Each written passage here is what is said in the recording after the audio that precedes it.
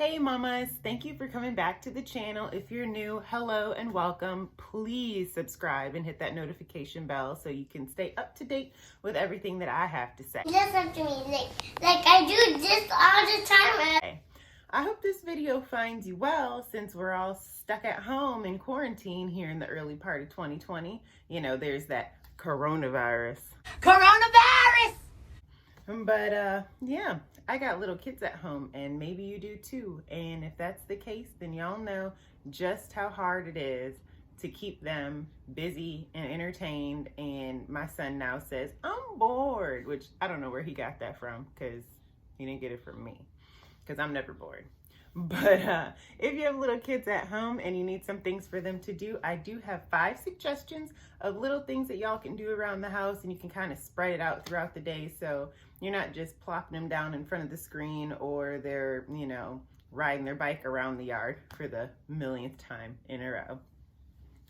The first suggestion I have is something that we've already started doing this year and we'll probably keep doing a couple more, and that is starting a garden.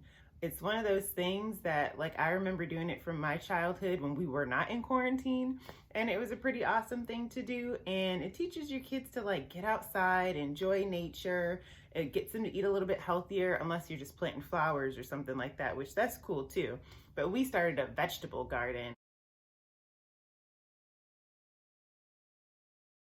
And AJ is already so excited with the fact that, like, the sprouts smell like the foods.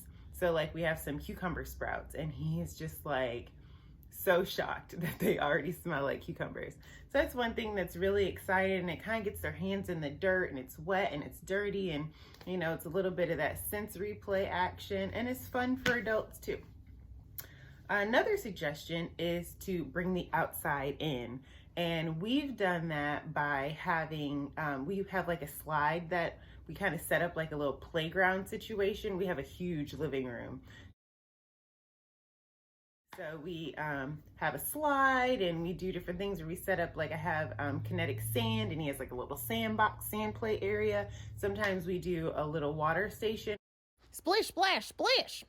Which it's not a real water station. I just take one of the like Rubbermaid totes and put some water in it and some other stuff so he can kind of splash around. Sometimes he climbs inside of it. It's just, you know, like, bring the outside in, let him have a little bit of fun and get a little crazy, a little messy sometimes, you know, make a little mess. Stop, think about it. Yeah, we like that one. The third suggestion is backyard camping. Now, this only works if you have a backyard, but you can also camp out in the living room or on the porch or on the balcony, you know, just to get some fresh air and spend like a longer stretch of time outside. I know in some areas, like my mom is from the Midwest, it's really cold up there right now, so maybe it's not the best time to do it, but we'll all be in quarantine for a while, so maybe once it gets hot outside, y'all might think about camping in the backyard. I'm really looking forward to doing it.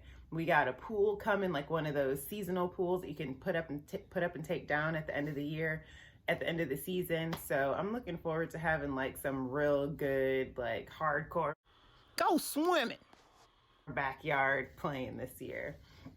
The fourth one is just like creative crafts. Like, and I say creative, it's creative to us because we're not big on just sitting at the table and doing crafts. I'm more like a nature person, so we'll go outside and make crafts with the stuff that we find. Like, you know, a couple of months ago I took AJ out and we made snowshoes outside. So that's kind of our idea of craft. So creative for us is like finger painting or making collages, which is really cool.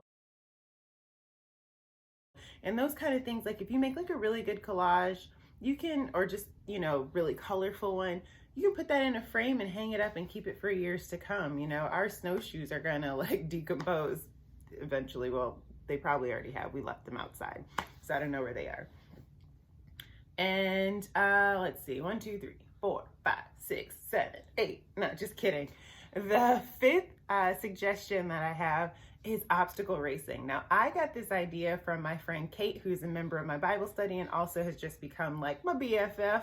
But she and her husband set up an obstacle racing course at home for her and her kids. And they, I told her, I said, well, we're going to do one and ours is going to be better and it's going to be a competition. We never made a video and sent over the competition video, but I'll tell you that AJ loves it and I love it. And even Jackson is like sitting there giggling, even though he's just like a, little baby, can't even sit up yet. It's fun. You just take little things. It doesn't even have to be anything like